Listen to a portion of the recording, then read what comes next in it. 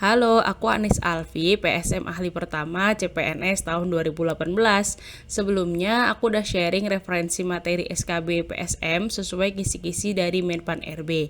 Nah, kali ini aku berusaha untuk nge-breakdown kisi-kisi SKB PSM part 1 tentang kemampuan umum dulu ya. Next, aku coba untuk nge-breakdown kemampuan khususnya. Kemampuan umum yang harus dipahami sesuai kisi-kisi ada 3, yaitu jabatan fungsional, tugas dan fungsi jabatan PSM, serta identifikasi khalayak sasaran penggerakan. Untuk materinya bisa dipelajari di Permenpan 1 2023, Permenpan nomor 3 tahun 2024, dan Permendes nomor 21 tahun 2021. Di sini aku mau disclaimer dulu nih. Sebenarnya kalau dipahami dari Permenpan 1 2023 dan Permenpan 3 tahun 2024, seluruh pasalnya itu hampir sama. Jadi, aku meringkas dari dua regulasi tersebut yang menurutku harus dipahami oleh seorang JFPSM secara substansi. Tambahan lagi, untuk Permenpan nomor 3 tahun 2024 itu hanya mengatur JFPSM bagi yang berstatus PNS. Untuk P3K menyesuaikan dengan regulasi yang mengatur P3K secara menyeluruh. Tugas JF secara keseluruhan bisa dipelajari di Permenpan RB nomor 1 tahun 2023 pasal 3 seperti yang tertera di video ini. Nah, untuk tugas JFPSM sesuai Permenpan RB nomor 3 tahun 2024 dapat dipelajari pada pasal 7 atau bisa disimak di videoku sebelumnya ya. Di sana aku udah ngejelasin tugas PSM dan ruang lingkupnya. Kedua yang harus dipahami yaitu jenjang JFPSM, bahwa PSM hanya ada jenjang keahlian saja, tidak ada jenjang keterampilan.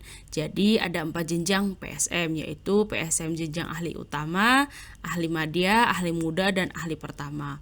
Untuk tugas masing-masing jenjang sudah pernah aku share di video sebelumnya ya. Selanjutnya, PSM harus paham proses pengangkatan JF, terutama JF PSM itu sendiri.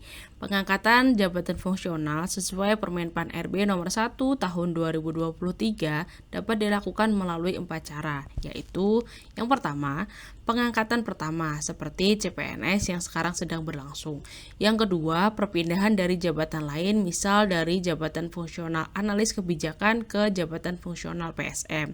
Yang ketiga, penyesuaian, yaitu pengangkatan dalam JF melalui penyesuaian sebagaimana dimaksud dalam pasal 12 huruf C dilaksanakan apabila terdapat alasan tertentu seperti penetapan JF baru, perubahan ruang lingkup tugas JF, atau dan kebutuhan mendesak sesuai prioritas strategis instansi atau nasional.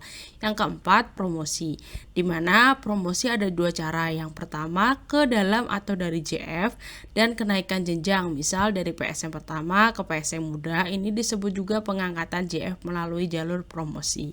Nah, jika pengangkatan JF PSM itu hanya ada 3 cara sesuai dengan Permenpan RB nomor 3 tahun 2024. Hanya saja tidak ada penyesuaian. Untuk penjelasannya sama seperti penjelasan di Permenpan RB nomor 1 tahun 2023. Nah, kenaikan jenjang jabatan ini merupakan pengangkatan JFPSM melalui jalur promosi secara vertikal.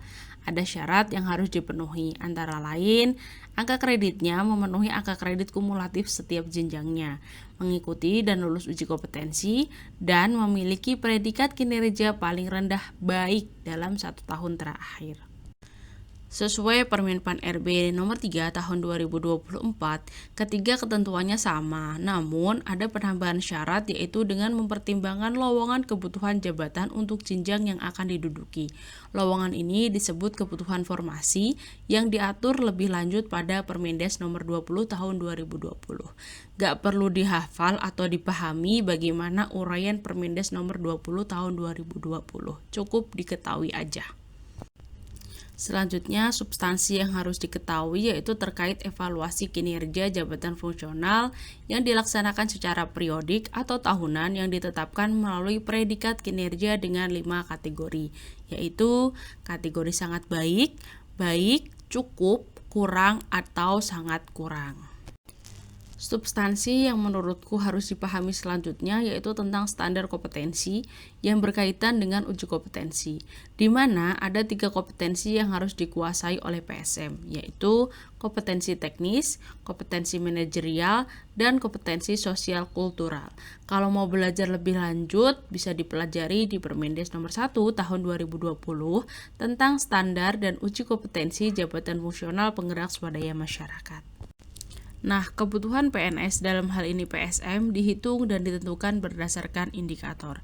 Ini yang tadi aku sebut berkaitan dengan kebutuhan formasi. Indikatornya ada 3. Yang pertama, jumlah wilayah kerja yang harus dilayani. Yang kedua, tingkat perkembangan dan tingkat ketertinggalan desa. Yang ketiga, kompleksitas masalah bidang pemberdayaan masyarakat. Ini tercantum pada pasal 8 Permenpan RB nomor 3 tahun 2024. Kemampuan umum terakhir yang harus dipahami yaitu identifikasi khalayak sasaran. Aku mengambil referensi ini sesuai Permendes nomor 21 tahun 2021, di mana dalam kegiatan PSM adanya pelaksanaan identifikasi kelompok sasaran.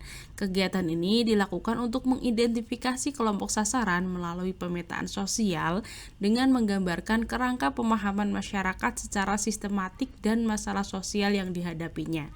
Metode yang dapat dilakukan melalui survei formal, pemantauan cepat, dan metode partisipatoris. Kalian bisa pelajari sendiri di Permendes nomor 21 tahun 2021 ya. Gimana? Sudah makin tergambar belum dengan kisi-kisi SKB yang bagian kemampuan umum? Semoga membantu kalian dalam menyiapkan SKB-nya ya.